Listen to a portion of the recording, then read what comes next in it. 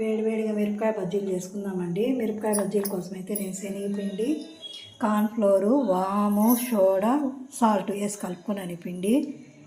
ఇప్పుడు మిరపకాయ బజ్జీలకైతే నేను జీలకర్ర పొడి ఈ విధంగా మిక్సీ కొట్టుకున్నాను.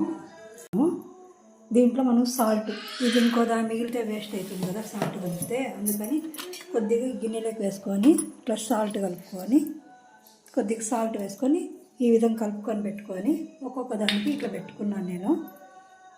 ఇప్పుడు మనం మిరపకాయ బజ్జీలు అయితే వేసుకుందాము.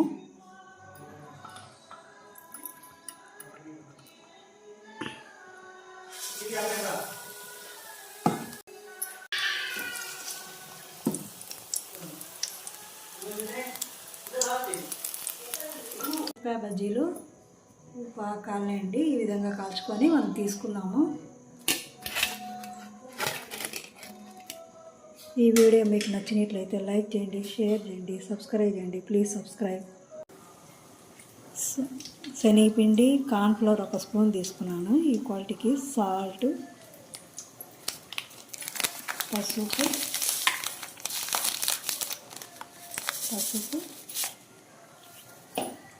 సోడా, వంట సోడా అండి, వంట సోడా,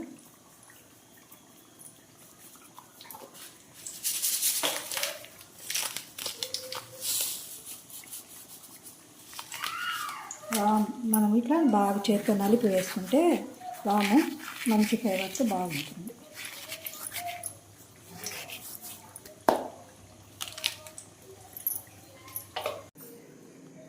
ఈ కన్సిస్టెంట్లో మనం కలుపుకోవాలండి పిండి. చూడండి ఈ విధంగా కలుపుకోవాలి బజ్జీలు వేసుకోవడానికి. ఈ వీడియో స్కిప్ అయింది, మళ్ళీ మీకు చేసి చూపిస్తాను. మీకు ఈ వీడియో నచ్చినట్లయితే లైక్ అండ్ షేర్, సబ్స్క్రైబ్.